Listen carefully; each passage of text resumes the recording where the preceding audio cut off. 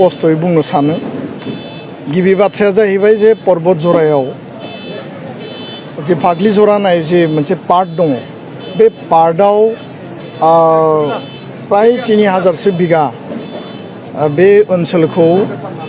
माने thermal power project बेयाव गायसननो थाखाय एडभान्टेज आसाम सरकारा जि खुंफुंदोंमोन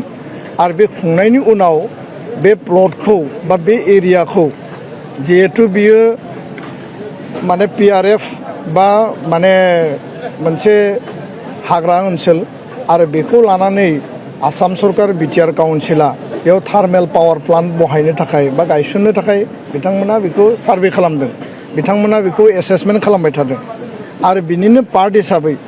गोबां माखासे बेयाव रायजो राजानि जि रिसेन्टमेन्ट रायजो राजाया बिथांमोननियाव गिनाय दङ साननाय दङ जिहेतु आं गावबो भिजिट खालामदोंमोन माखासे सुबुंखौ आं लोगो हमदों गासै रायजो राजा पाब्लिकखौ आं लोगो हमनो हायाखै माखासे दल संगठनजों रायज्लायनानै फैदोंमोन जे बास्तबा ग्राउन्ड रिपर्टआ मा आरो जेला ग्राउन्ड रिपर्टखौ आङो कालेक्ट खालामो तथ्य खालामो जे बे ओनसोलाव रायजो जानाय बर' आइ आफा बर' न'खर बर' गामि आरो माखासे जिखिनि जोंहा बारि बागान दङ बे ओनसोलखौ माने गासैखौबो लाफानानै पावार प्रजेक्टखौ गायसननाय जागोन बेबायदि मोनसे गिबि समाव माने गिबि जि थासारि बे थासारियाव बिथांमोननियाव बेबायदि साननाय दङमोन उनाव गोबां राउन्डस अफ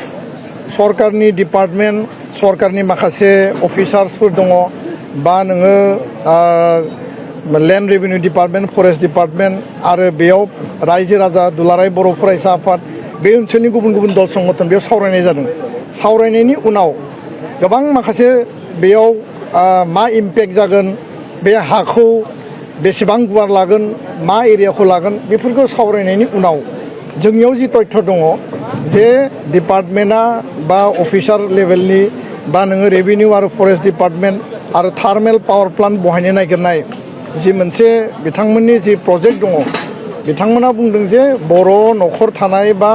गामि थानाय खेथि थानाय बारि बागान थानाय बे ओनसोलखौ बिथांमोना लाया होननानै बुंदों नाथाय थेवबो जोंनि आइ आफा रायजो राजाया बेखौ फोथायनो हायाखै आसस्त जानो हायाखै दा बेखायनो कुनु कारनाव जर जबस्तियै जर जलमै फर्स बाहायनानै पुलिस बा नोङो मिलिटारि बाहायनानै जोंनि जि सिक्सिडुल बा ट्राइबेलनि जि हा बा माने PRFनि हाखौ लानायखौ दुलाराय बर' फरायसा आफादा समर्थन खालामा आं बे खालिबो बुंबोदों जे थार्मेल पावार प्लान्ट बहायनायनि नामाव कुनु बिनिमयआव जाहाथे न'खरसेबो न'खर थानाय आरो बारि बागान थानाय खेथि थानाय बे ओनसोला जाहाथे क्षय क्षति जाया बिनि बादै जि ओनसोल दङ बिनि सायाव बिबेसना खालामनो हायो होननानैसो आं बुंदों बिनि सायाव जोङो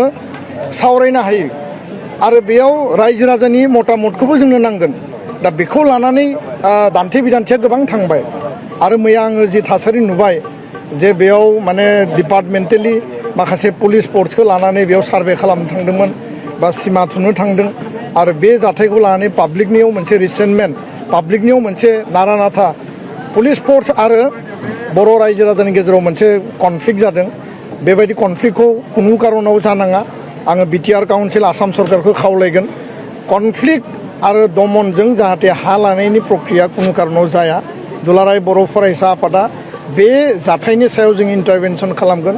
बिटिआरनि चिफ प्रमद बर' आसामनि गिबि मन्त्रि हिमन्त बिश्व शर्मा बिथांखौ जोङो खावलायगोन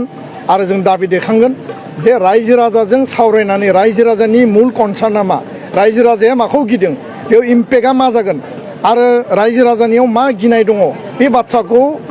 माने बेनि जि लकेल जायफोरा गामि दङ न'खर दङ बिथांमोनजों सावरायनांगोन मोजाङै आरो सावरायनायनि उनावसो बिनि मोनसे एमिकेबल सलुसनखौ जों लाबोनांगोन जर जबस्ति बेयाव हा लानायनि प्रक्रिया जाया आरो बे कनफ्लिक्टनि थाखाय जाहाथे फार्दार बेयाव ल' एन्ड अर्डार सिटुएसन जाहाथे जाया बेखौ जोङो मालाबाबो लुबैया दा बेखायनो